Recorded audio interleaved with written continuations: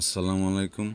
আমি মোহাম্মদ আলিম আল রাজি, সি ক্যাটাগরির ফার্মাসিস্ট, আদিত্য মেডিকেল হল, পশ্চিম মোল্লারটেক, দক্ষিণখান, ঢাকা।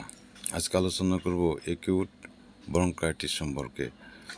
শ্বাসনালীর প্রদাহকে একিউট ব্রঙ্কাইটিস বলে, কারণ ব্যাকটেরিয়াজনিত স্ট্রেপ্টোকোকাস ভাইরাস ব্যাকটেরিয়া প্রধানত দায়ী। লক্ষণ: 1.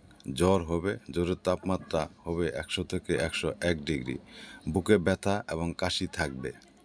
3. প্রথম পর্যায়ে কাশির সাথে কফ থাকবে না, কিন্তু পরবর্তী পর্যায়ে ঘন ঘন কফ উঠবে। 4. কিছুদিন পর কফ নরম হয় এবং তাতে দলা দলা মিউকাস বা ফেনাযুক্ত কাশ থাকবে। 5. শ্বাসকষ্ট এবং মাথা ব্যথা হবে, খাবারে অরুচি থাকবে। যদি এই সমস্ত উপসর্গ আপনার শরীরে দেখা দেয়, তাহলে একজন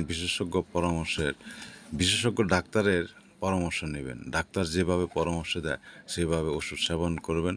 আপনার সুস্থতা আমার কাম্য। সকলকে ধন্যবাদ। আসসালামু আলাইকুম।